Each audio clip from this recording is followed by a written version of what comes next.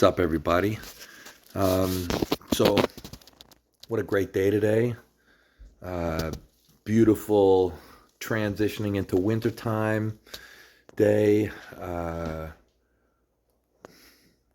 best buddy growing up. We grew up on an island together. He's on his way, and we'll just celebrate, and I'll be training.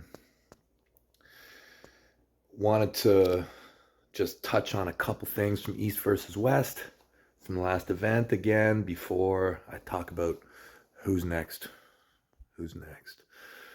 Normally I like some downtime, but special time right now. Special time.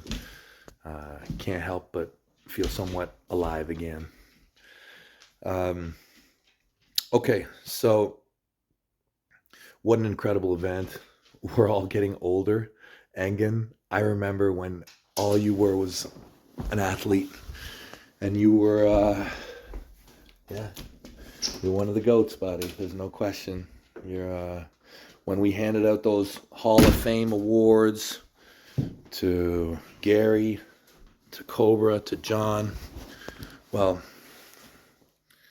obviously, there's another person there for sure that needs to get in there very early. But your word has been gold throughout your entire career, as it remains till this day. And I'm just so impressed how arm wrestling has strengthened you and you have strengthened arm wrestling. And what the East versus West tournament stands for, its culture, its truth, and its gathering. It's the gathering of all.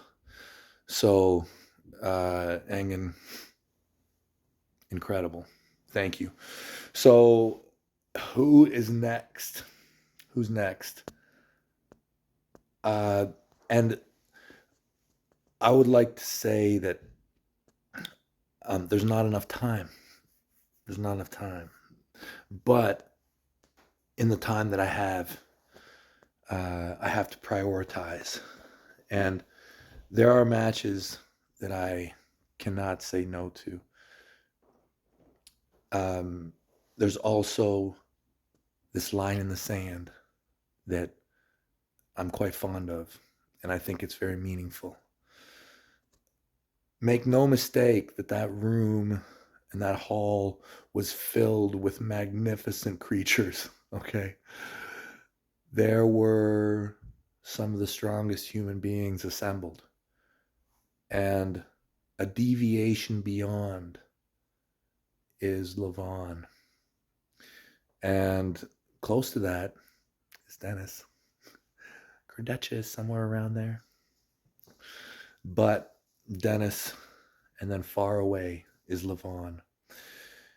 A line in the sand is required. It just is. It just is. I would love to bring honor to the 115 or somewhere heavyweight-ish line in the sand title. It's very comfortable and very natural for me to live around 265 pounds. It's very easy. I think today I'm a bit light because I just did the cut, so I'm probably 259-ish. I don't know. I'm weighed in with clothes on. I think I was 261 or 2 this morning. I stepped on the scale. And I'd like to honor this category. Evgeny was incredible. And in my mind, he's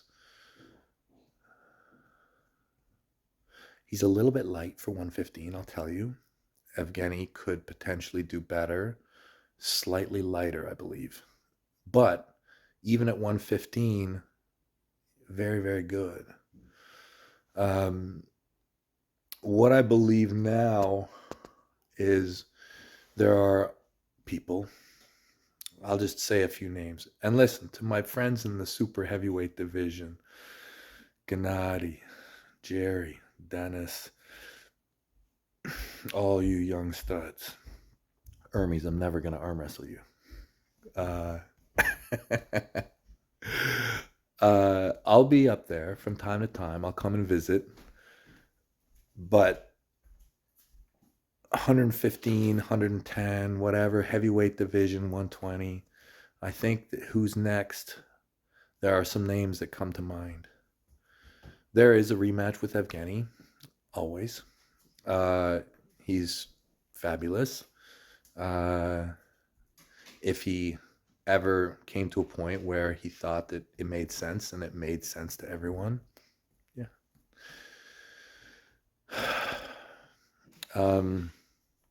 Before the match with Evgeny, it was interesting.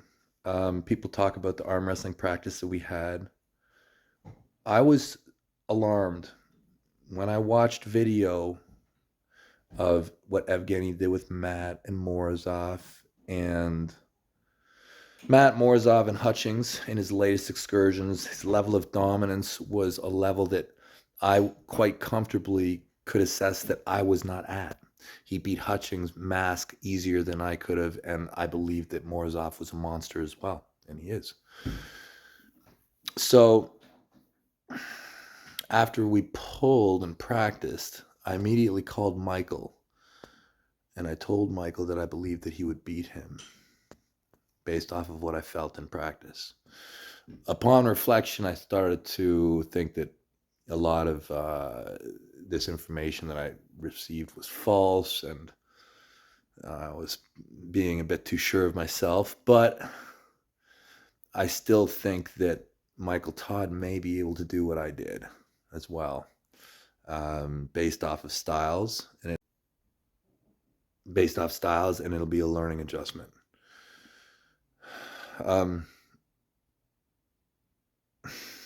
So Michael is another, and I can't help but thank Michael for all the fate that he's brought my way. I stole his spot for Levon. I stole his spot for Prudnik. Thank you. But the truth is I think I destroy Michael still. Potentially even worse.